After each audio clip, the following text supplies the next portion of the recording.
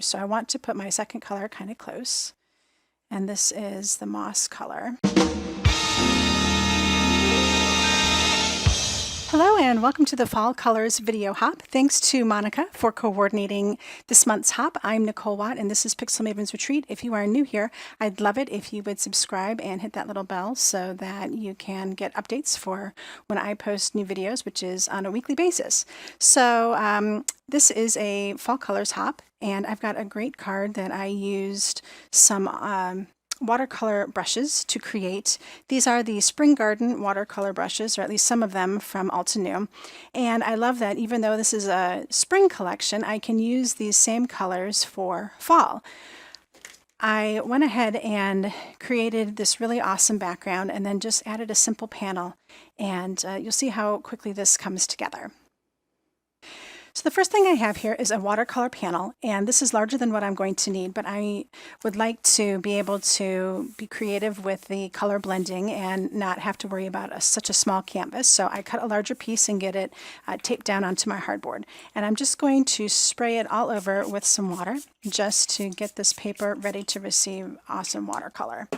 So I also have just some paper toweling because I'm going to be holding this up like so, and I'm hoping that you'll be able to see that pretty well, and I think you will, to get the watercolor on here and to get it to spread really across the paper and drip. So lots and lots of water. I'm just going to leave that out, and then I also have some water and a paintbrush to help move things around if I need to.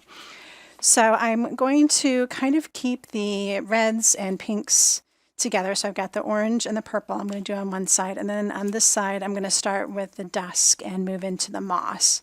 So let's start off with the dusk. And these are watercolor pens, so they have watercolor ink in them, and you can use them for all sorts of techniques, and this ink dripping technique is one that's really a lot of fun. So I'm just pushing on the little push space here, and then I can get the ink to flow freely down the cardstock here. And you can see how that's just kind of dripping, dripping, dripping. All right, and I can just lift and lower as I go, and add and spray some water as I go too. So I want to put my second color kind of close, and this is the moss color, and get that in place. And I'm not worried that it hasn't reached all the way to the bottom because I am going to spray this, and that's going to make all the difference in the world. So then my third color that I'm going to add in is some Autumn Blaze, and get that going. There we go.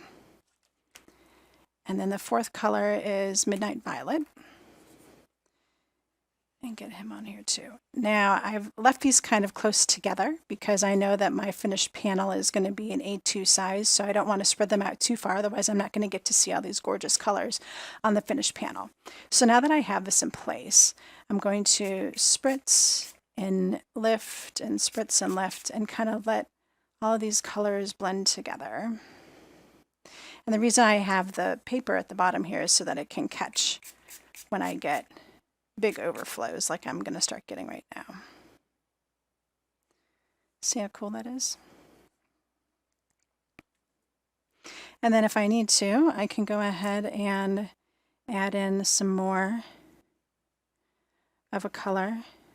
That way it will blend back out and we'll get some really good blending going on here.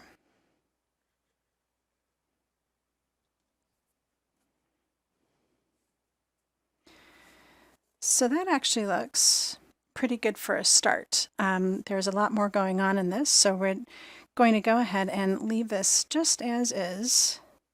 I've got plenty for a card panel here. And the next step is going to be getting this all dried up, so that way we can do some spatter and some water resist to get some of the color to lift up and really make this an interesting panel. All right, now that I have this panel nice and dry, we can go ahead and do some more distressing and adding some interest to this. So I'm just going to take my I've got this huge brush here, and it holds lots of water on it, which is great. So first thing I'm going to do is add some spatters. And then I want to really get some big drops in here. And you can see that the color is starting to lift up. And in some cases, I'm going to want the water to lift, and in other cases, I'm just going to want it to move around a little bit. So I'm just moving this around, trying to get that water to come up a little bit. And you can see here that it's starting to lift the paint and move it around. So I'm going to end up with these really cool water spots, and let me show you what those look like. So if I don't lift up the paint, and then I go ahead and use my heat tool to dry it again, it will eventually make these little rings, which I think are much more interesting sometimes than just plain white spots. So that's kind of part of the look that I'm going for. So these guys are going to dry on here, and I'm going to use my heat tool to dry them in place. And I'm also going to go ahead and do some runs to try to get this to get some other distressing in here. And this is all going to pick up the water, or pick up the watercolor, I should say. You can see how it's already starting to pick it up in some places.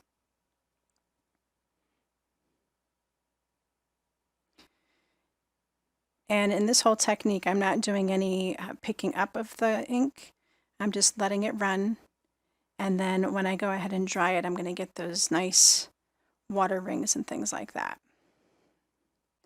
So that's pretty good. I'm going to go ahead and dry this again with the heat tool, and then you'll see what that looks like. All right, so now that this is dry, you can really see how there's these really nice defined water lines around all these edges, and that's because I chose not to pick up the water. If I had done that, they would have ended up more like this, where it was just a white stain versus having those nice dark edges. So it's a different look, and I really like that you can kind of mix and match those kinds of looks together. So now that I've got this in place, we just need to add a little bit of gold. And this is the Antique Gold Ink Spray from Altenew. I really love the way this gold looks. And I'm always just using the spray wand separately to add all of this fun spatter on here. That looks pretty good. So this just needs to dry again, and I can go ahead and use my heat tool for that. And once I've got that done, I'm going to go ahead and cut that down to the E2 size that I need for the card front. All right, so here is my finished card base background piece, and it's looking pretty awesome, but I wanted to add even more texture to it, so I'm going to run it through the Dotted Swirls cover die just to add this kind of pillowy cushion look. It'll look like it's a quilt, which is really an awesome look for fall. All right, so this is now cut down to size, and I've got a really cool dotted pattern on here. So this panel is completely done, and I can go ahead and adhere it to my card base. I'm going to use some scrapbook.com double-sided adhesive. I really love using this, especially if it's a panel that I've watercolored.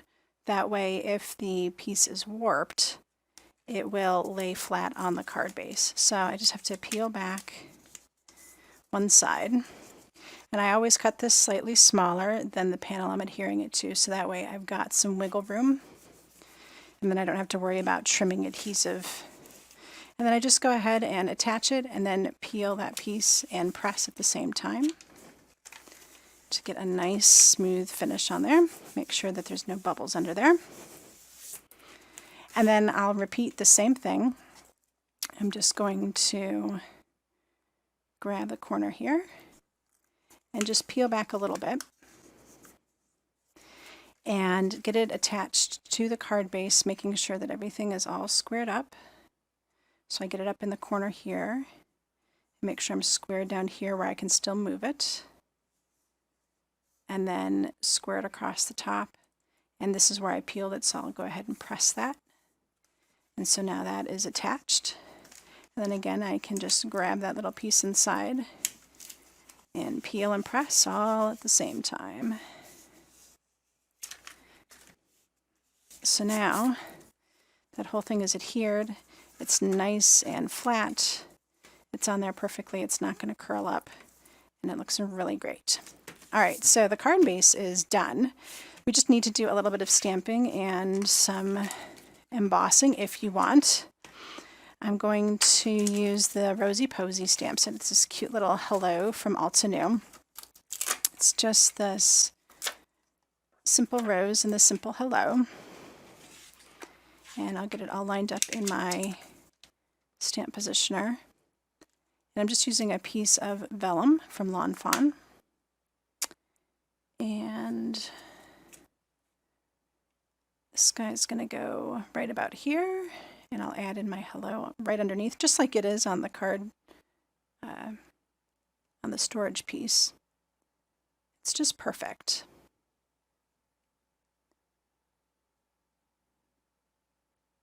So that's pretty good. And now that I've got it in there, I can go ahead and stamp my piece. I am using the, oh, you know what, I am going to do some black heat embossing as well, just to make it really stand out on this piece of vellum. But I'm using VersaFine Clair in Nocturne Black. So ink that up and get a good impression. There we go, gorgeous. And now I can go ahead and add some black embossing powder.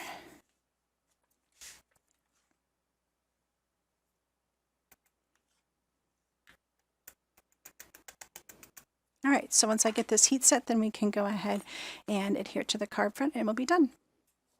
All right, so now that this is all heat embossed, I'm going to use some Nuvo Deluxe adhesive because it's got a nice thin applicator. And I'm just going to add adhesive where the embossing is. And this way you're not really going to see it through on the other side. It doesn't need a lot. Just grab some of these spots on the rose and then grab a few spots on the text. The nice thing is with the busy background going on, you're really not going to see any adhesive showing through in the end anyway. But you really don't need a lot on here, so it's best to just kind of stick within the embossing if you can. And so then I'm just going to go ahead and square this up right in the center of that card and give it a little press for a little bit. Sometimes it helps to put something heavy on top of it, so that way it will lay flat and you can go do some other things while you're waiting. But see how that attached pretty quick? So it is basically ready to go. There we go. Thank you so much for joining me today. I do hope that you hop on to our next crafter. We really appreciate everyone hopping along and helping us to build our channels out here on YouTube. Please be sure to subscribe and leave comments along the way. Some of our hoppers have prizes today, and they will have that information in their description.